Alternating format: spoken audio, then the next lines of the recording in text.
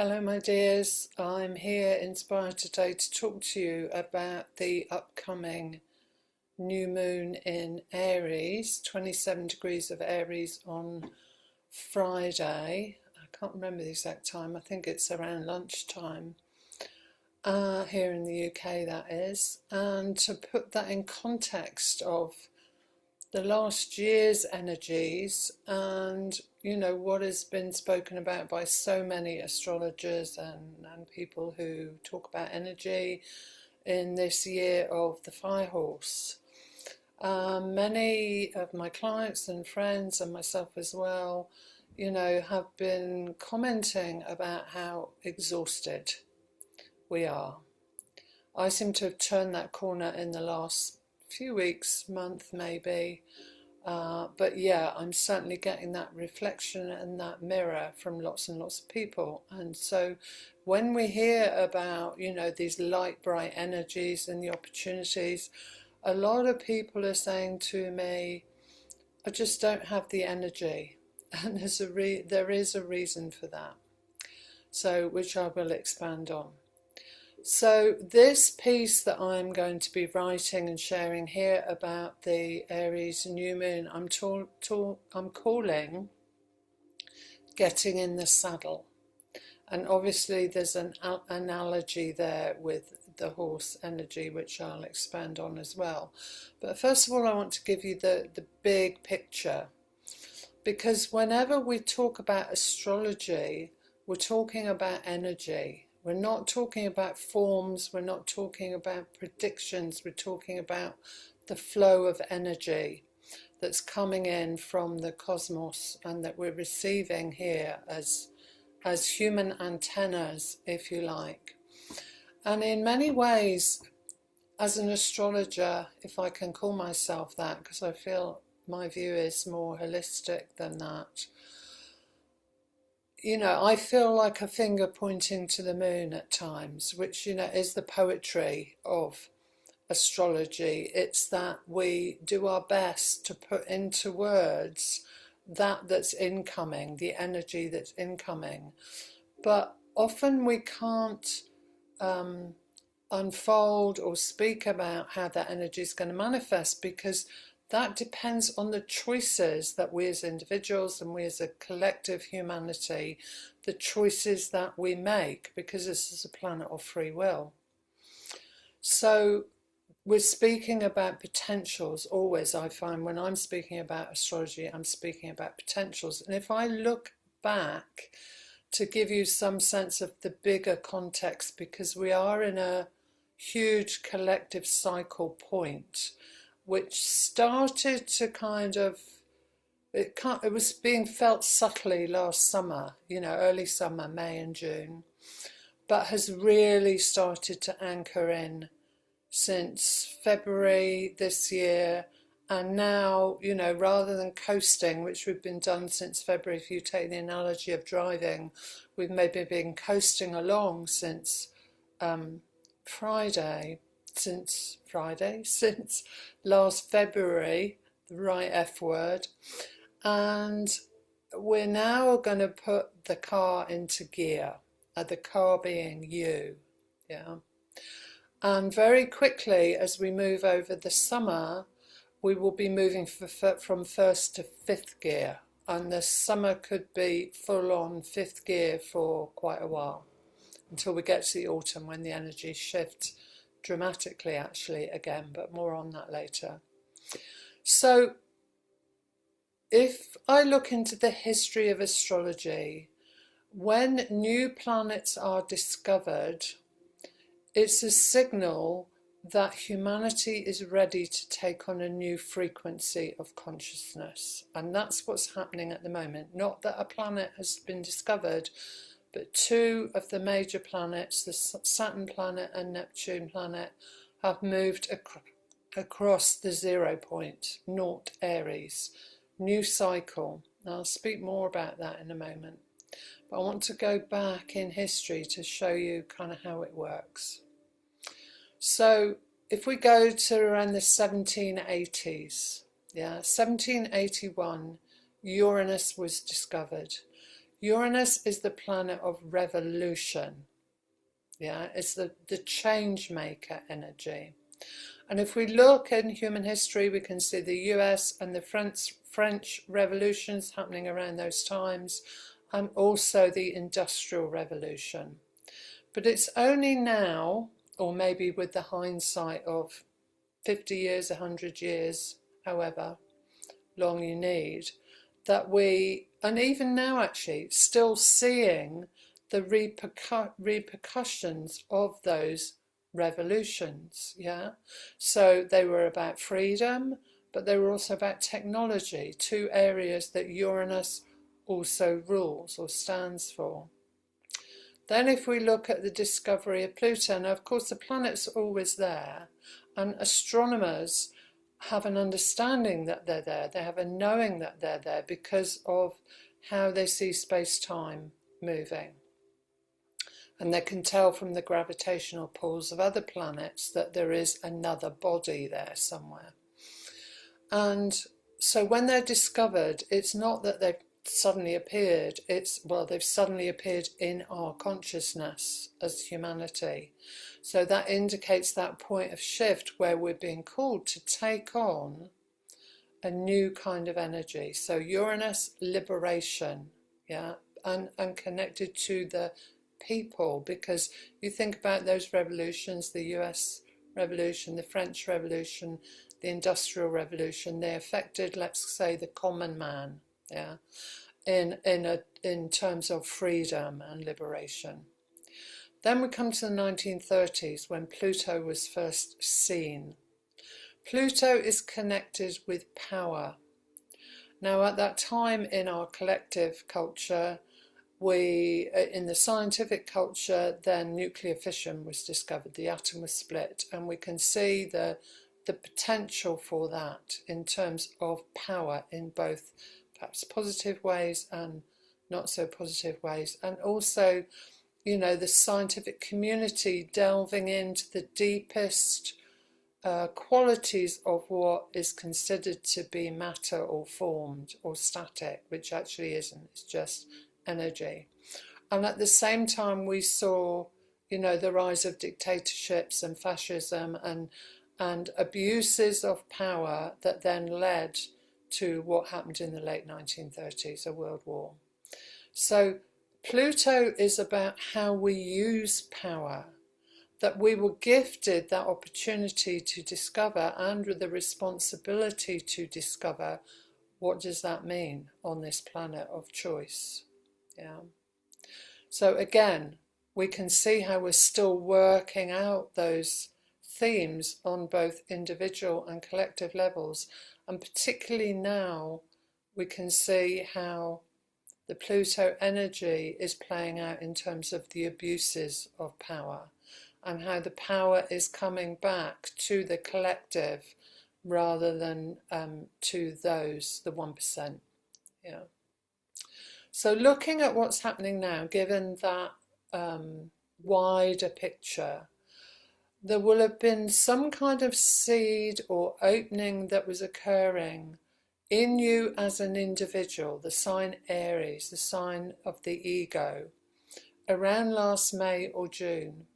And it could have been very, very subtle, but that period, or it might have been obvious, it might have been an opportunity that appeared and then disappeared, or a calling that you felt that you started to act on, but in the meantime you've been navigating, and I'm speaking about my own life particularly here, so I know when I'm speaking about that, I'm speaking about something that we all know, or many of us would know, is that dance of the new, and then how our old ways of being don't support that. Yeah, so we have to keep moving to and fro between that new impulse or that new inspiration or calling and the old energies that are calling to be transformed, but they're also providing the energy to bring into the new. Yeah, because where we're holding energy, when that energy is released, is available to go into new life. So the tiredness that many are feeling at the moment is that And, you know, when I was looking at this earlier today, I realised it's interesting, we're in an energy crisis at the moment globally, yeah. Because in terms of Saturn and Neptune moving across that North Aries point, it's the birth of a new self, and the energy of the old self is expired.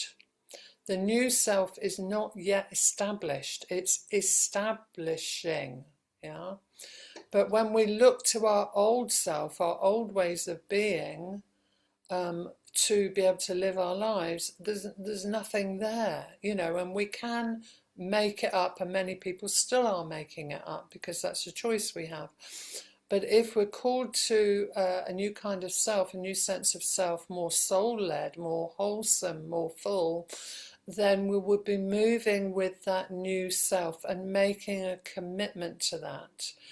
But a phrase dropped into my mind this morning. This is what happens when I'm reflecting on how am I going to express myself about these astrological energies.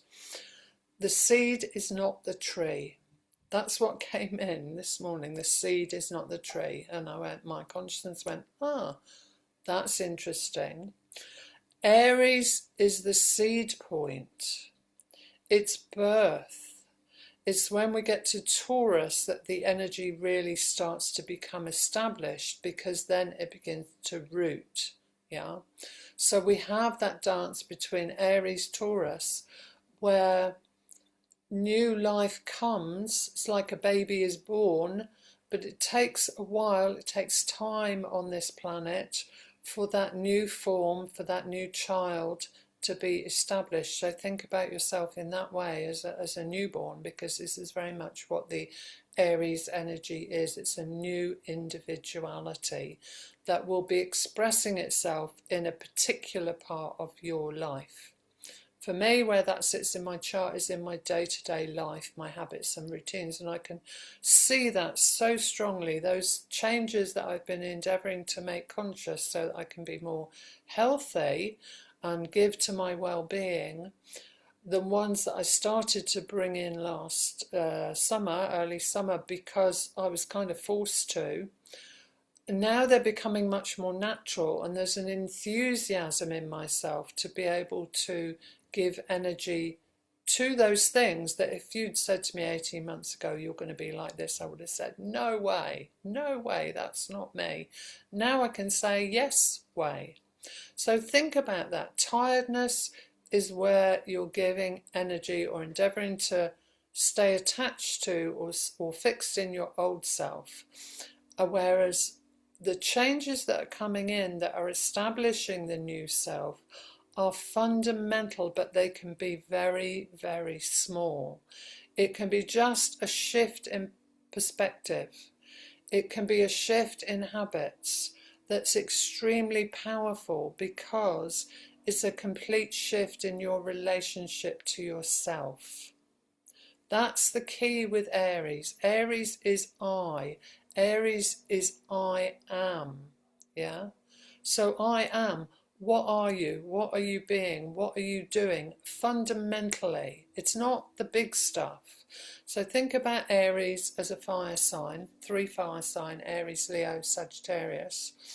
And for each of the elements, there are different expressions of that element, earth, air, fire, water. So fire, Aries, the first sign, fire sign, is a match. Now think about a match. You have to ignite it, yeah? You have to strike it.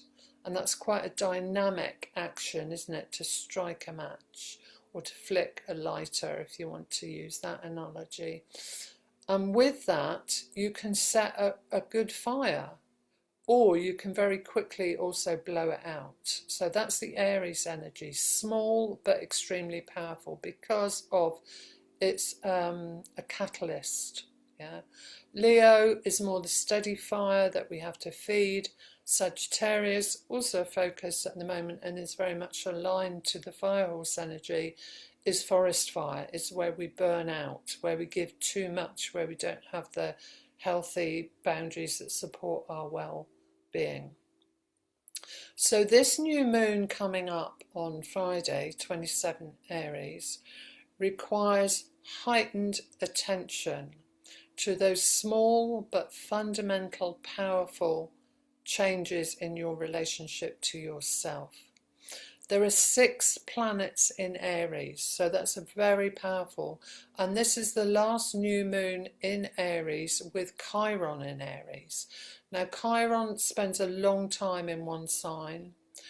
In Aries, it's pointing towards the wounding to our sense of self. Yeah, fundamental sense of self, self-worth, self-confidence, trust in self.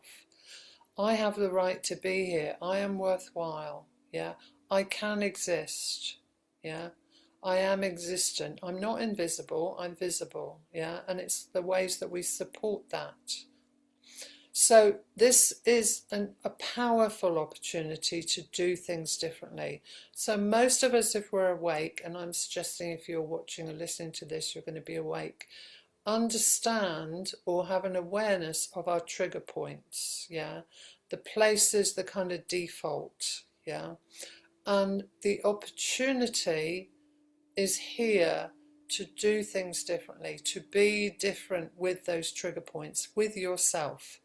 It may also be in relationships, but primarily the relationship is the mirror of the relationship to yourself. Now, at this new moon, 6 planets in Aries, as I've said, so very stressed on Aries, fire, new beginnings. And each of the personal planets, and that includes the moon, although the moon is not a planet, includes the sun, although the sun is not a planet, it's a star. But those two together, new moon, creating the new moon, are personal activation points. And now, as we get to this new moon, all the personal planets, the ones that we relate to more, that are more individual, have activated or are activating this Saturn-Neptune conjunction in Aries, which is about a new soul-led Neptune structure, Saturn, to your life. A new soul-led Neptune responsibility to your life and to the collective, because they're also connecting out to other outer planets as well. Now, in this fire horse energy, I had an awareness a while ago when I was with a group of friends and we were talking about it.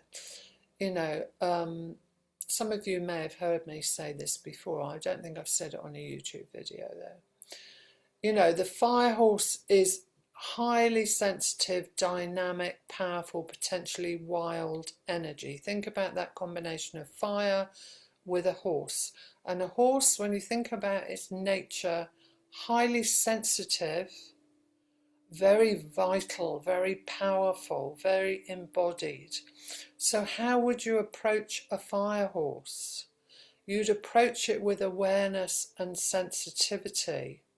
Yeah, you'd approach it potentially with the willingness to befriend, rather than to jump on and ride off into the distance. Yeah, you would need a way to create relationship with that horse. Yeah. So when you think about how humans ride horses now, you know, many of them use reins, and they use them in a healthy way and they use them in unhealthy ways.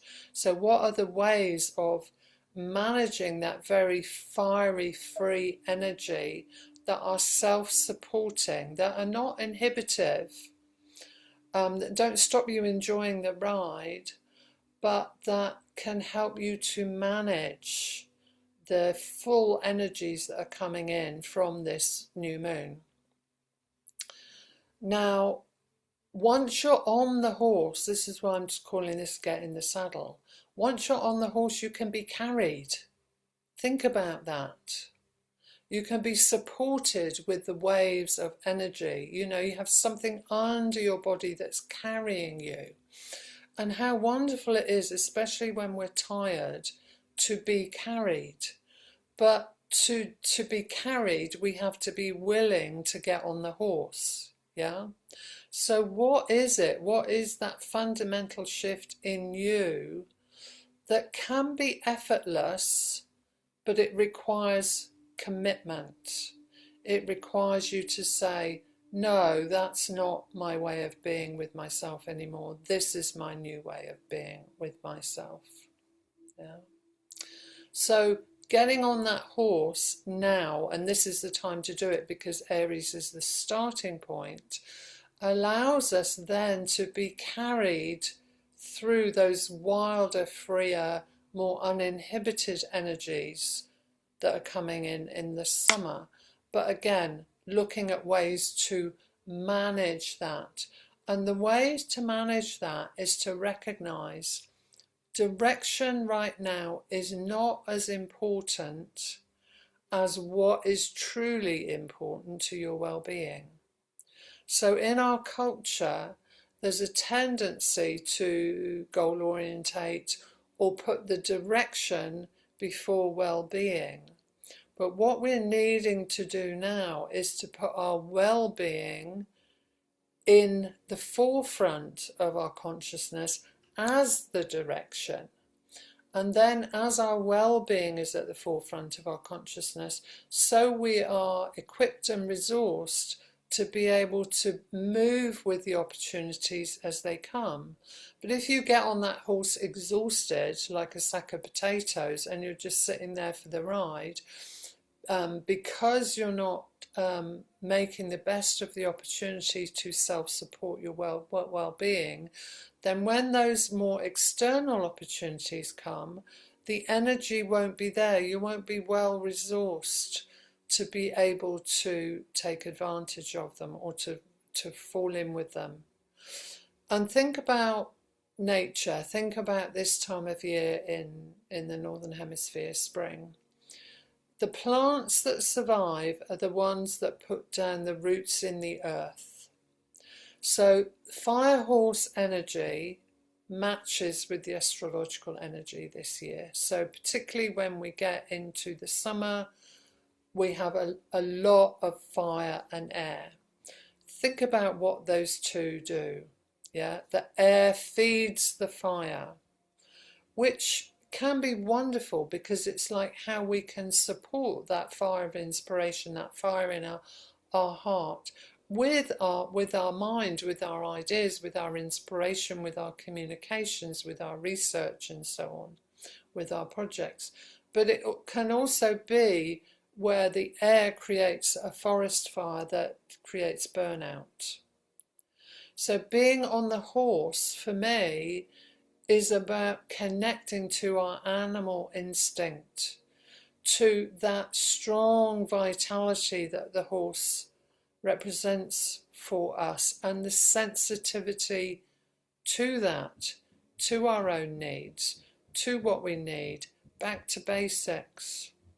So, key question, let go of direction, allow direction to be supported by well-being, yeah?